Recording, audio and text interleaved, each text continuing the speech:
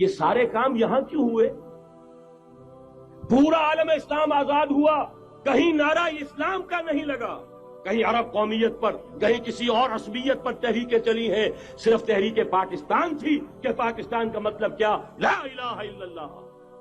وہی سبب ہے کہ یہاں قرارداد مقاصد پاس ہوئی، حاکمیت اللہ کی ہے، کہ اکبر نام لیتا ہے خدا کا اس زمانے میں۔ یہ سارا ماضی سامنے رکھیے اور حضور کی دی ہوئی پیشن گوئیوں کا مستقبل سامنے رکھیے، ان دونوں سے ثابت ہوتا ہے اس خطہ ارضی سے کچھ ہونا ہے۔ اگرچہ بھٹکے ہوئے ہیں لیکن کبھی بھولی ہوئی منزل بھی یاد آتی ہے راہی کو، اور بھٹکے ہوئے آہو کو پھر سوئے حرم لے چل۔ اس کی ضرورت ہے مسلمان کو پھر اس کا مقصد یاد دلایا جائے۔ پاکستان اس لیے نہیں بنایا گیا تھا کہ ہمارے ہاں ٹاٹے اور برلے نہیں تھے تو ہمارے پاس اس کے بھی باپ وجود میں آ جائے، اس لیے تو نہیں بنایا گیا تھا۔ پاکستان اس لیے نہیں بنایا گیا تھا کہ جاگیرداروں کی جاگیرداریاں محفوظ ہو جائیں، پاکستان اس لیے تو نہیں بنایا گیا تھا۔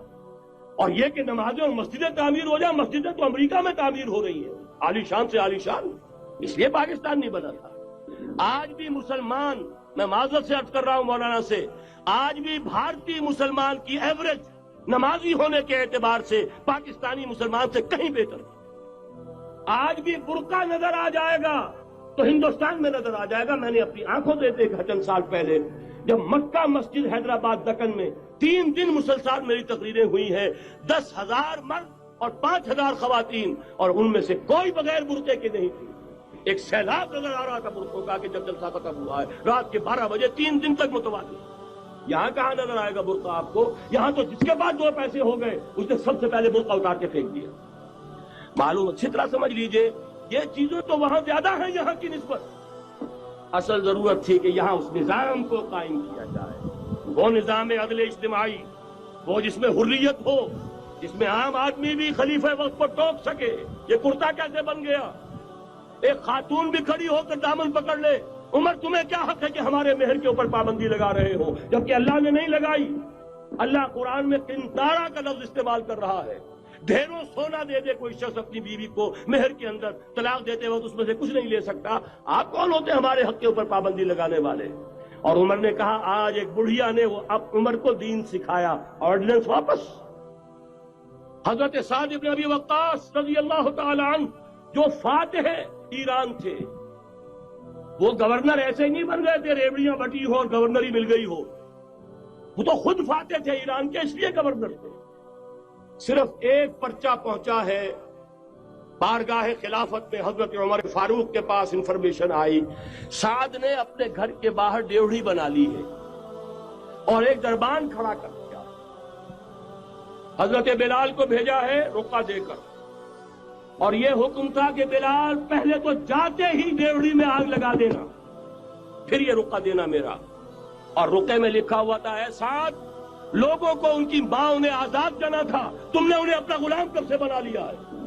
یہ دربان کھڑے کر دیا اپنے آگے۔ وہ حریت، وہ مساوات کہ جا رہا ہو خلیفہ وقت اور چارج لینے جا رہا ہے بیت المقدس کا، کوئی ذاتی علاج کے لیے نہیں جا رہا، سیر و سیاحت کے لیے نہیں جا رہا، چارج لینے کے لیے بالکل سرکاری وزٹ ہے، آفیشل وزٹ ہے، اسٹیٹ وزٹ ہے۔ اور حال کیا ہے؟ 700 میل کا فاصلہ طے کرنا اور ایک اونٹ نہیں، کوئی انٹوریج نہیں، کوئی خدم و حشم نہیں، کوئی جمبو جٹ بھرے ہوئے نہیں، کچھ نہیں، ایک اونٹنی، ایک خادم۔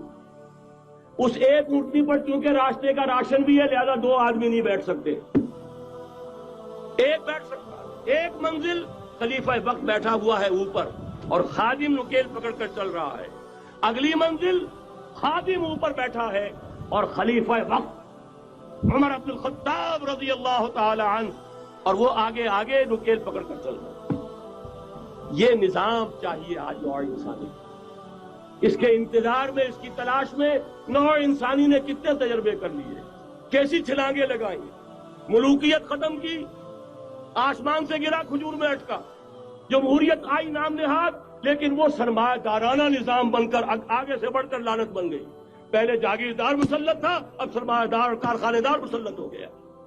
اس سے نکلنے کے لیے زور لگایا، کمیونزم کی طرف گئے، چھلانگ لگائی، اب ایک پارٹی ڈکٹیٹر بن کر بیٹھ گئی۔ انسان رست از یک بند پا افتاد در بندے دیگر، ایک چیز سے غلامی سے نجات پاتا ہے، دوسری میں پھنس جاتا ہے. اور کیوں؟ کہ وہ نظام عدل اجتماعی جو محمد عربی کو دے کر بھیجا گیا تھا، اس کے کسٹوڈین سوئے ہوئے، اس کے کسٹوڈینز کو اندازہ ہی نہیں. یہ نسخہ تو ہمارے پاس تھا، ہمیں عمل کرنا تھا اور دنیا کے سامنے پیش کرنا تھا. پاکستان بنایا اس لیے گیا تھا کہ ہم اس کا ایک نمونہ دنیا کے سامنے پیش کریں گے. قائد اعظم نے فرمایا تھا کہ ہم یہ چاہتے ہیں کہ پاکستان کی صورت میں عہد حاضر میں اسلام کے اصول حریت و اخوت و مساوات کا ایک نمونہ قائم کر کے دکھائیں. کہاں ہے وہ؟ بھٹک گئے، سو گئے. یا قرآن جھوٹا ہے یا ہم میں ایمان نہیں. قرآن کہتا ہے انتم الاعلون ان کنتم مومنین، اگر تم مومن ہوگے تم ہی سربلند رہو. سلسلہ چشتیہ میں بیعت ہو گئی، سلسلہ سہروردیہ میں ہو گئی، سلسلہ نقشبندیہ میں ہو گئی، سلسلہ قادریہ میں ہو گئی. اب آؤ بھائی سلسلہ محمدیہ میں بیعت کرو، اور سلسلہ محمدیہ جہاد کی بیعت ہے. دین کی بات پھیلانا صدقہ جاریہ ہے. ثواب کی نیت سے ویڈیو کو شیئر ضرور کیجیے. جزاک اللہ.